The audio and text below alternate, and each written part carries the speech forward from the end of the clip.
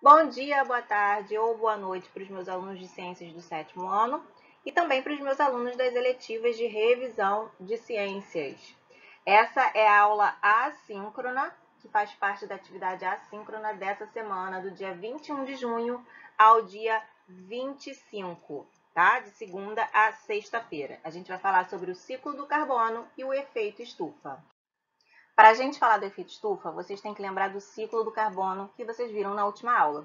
E vocês têm que lembrar também que na natureza nada se cria nem se perde. Está tudo sempre em constante transformação. Então, todas as substâncias que existem no planeta, que são feitas de diferentes átomos, elas estão, por meio das reações químicas que acontecem, se transformando em diferentes substâncias.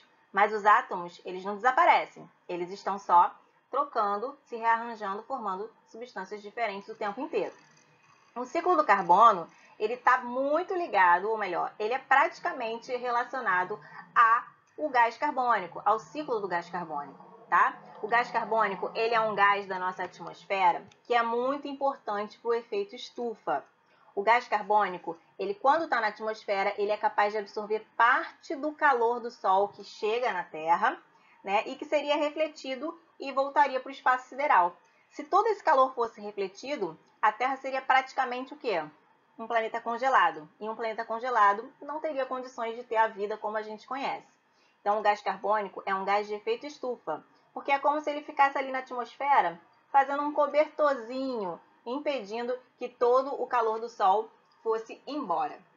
Além de ser importante para a vida por conta dessa proteção em relação à absorção do calor, o gás carbônico também participa de vários processos biológicos, como, por exemplo, fotossíntese e como produto de outros processos como a respiração e decomposição. Vocês aprenderam o que é um ciclo. Um ciclo é nada mais nada menos do que um processo infinito, que você volta ao ponto inicial. Então, se o ciclo é do carbono, se o ciclo é do gás carbônico, esse gás carbônico ele tem que ser utilizado e depois devolvido para a natureza. Então, vamos ver como é que funciona esse ciclo. No ciclo do gás carbônico, a fotossíntese vai retirar esse gás da atmosfera e vai transformar o quê? Em glicose, que é o alimento das plantas, e oxigênio, que vai ser lançado na atmosfera para os outros seres vivos. Então, o gás carbônico é retirado da atmosfera por meio da fotossíntese. E como é que ele vai ser devolvido para a atmosfera? Através de processos como a decomposição e a respiração. A decomposição nada mais é do que quando os seres decompositores vão se alimentar de restos de seres vivos que já morreram. Nesse processo, esses seres vão se alimentar e devolver para o ambiente nutrientes que faziam parte aqui desse corpinho, sendo que esses nutrientes, quando são devolvidos, podem ser utilizados por outros seres. Além de devolver esses nutrientes para o ambiente, acaba devolvendo para a atmosfera o quê? Gás carbônico. A respiração também devolve gás carbônico para o ambiente. Como? Pega o oxigênio que está na atmosfera, a glicose que eles vão obter na alimentação e esses dois vão reagir produzindo a energia vital que vai manter esse ser vivo funcionando. Além de produzir energia, vai produzir também de volta o quê? Gás carbônico. Então, gás carbônico vai ser usado pelos seres fotossintetizantes e devolvido pelos decompositores e seres que vão fazer a respiração.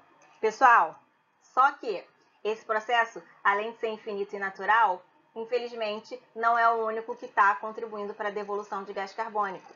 A gente tem também a humanidade, através dos processos industriais, produzindo muita combustão e a combustão gera gás carbônico. Então, pessoal, a quantidade de gás carbônico na atmosfera está ficando o quê? Muito maior do que era antes. E esse ciclo aqui não dá conta de reciclar todo esse gás carbônico. Acontece o quê? Acumula mais carbônico do que o necessário aqui na nossa atmosfera. E isso vai ter um impacto negativo, que vocês vão estudar mais para frente. Ok, professora, mas o que é o efeito estufa afinal? Coloquei uma animação justamente para vocês visualizarem. O efeito estufa ele é um fenômeno natural que acontece na nossa atmosfera, onde existem gases que são capazes de absorver parte do calor do Sol que chega aqui no planeta. Os gases que conseguem absorver esse calor são chamados de gases de efeito estufa. O principal deles é o gás carbônico, mas existem outros, como o metano, o CFC, o óxido nitroso, tá? Esses gases, quando eles estão aqui na atmosfera, eles retêm o calor que ia ser refletido para o espaço e impedem que a Terra seja um planeta congelado. Então, eles permitem que a Terra tenha uma temperatura ideal para que haja vida aqui no nosso planeta. Então, o efeito estufa é um fenômeno natural, é um fenômeno bom que permite a vida no nosso planeta. Agora, se o homem interfere nesse efeito e intensifica esse cobertor que absorve calor, a gente vai ter um superaquecimento da Terra. Ah, professora, então o efeito estufa é a mesma coisa que aquecimento global? Não, gente. O aquecimento global é quando esse efeito estufa ele está sendo intensificado pela ação humana. Ou seja, aquela quantidade de gás carbônico que deveria ter na atmosfera está maior do que o normal. Como vocês sabem que tudo é um ciclo aqui no nosso planeta, não era para ele estar aumentando, era para ele estar se mantendo sempre constante, porque ele está sendo reciclado. Mas, como os seres humanos têm atividades industriais que aumentam bastante a concentração de gás carbônico na atmosfera, a gente acaba tendo um aumento daquele cobertor em volta da Terra, um aumento do gás carbônico e, consequentemente, um aumento na temperatura, porque com mais gás carbônico na atmosfera, mais quente, mais absorção de calor solar a gente vai ter no nosso planeta.